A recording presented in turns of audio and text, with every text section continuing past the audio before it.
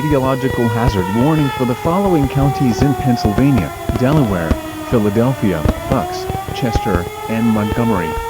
The following message is transmitted at the request of the Philadelphia Police Department.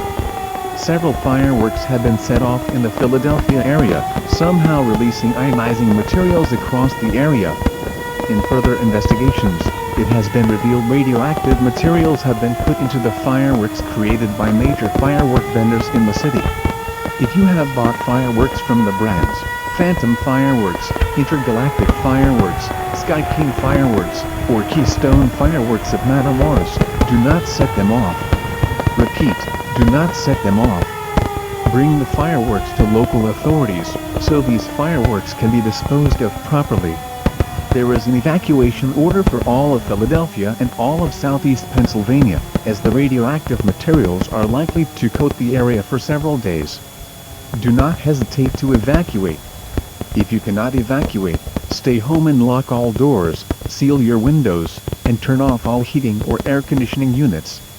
Radioactive materials are also likely to contaminate the water supply. Ensure you have enough drinking water to last you for at least a week.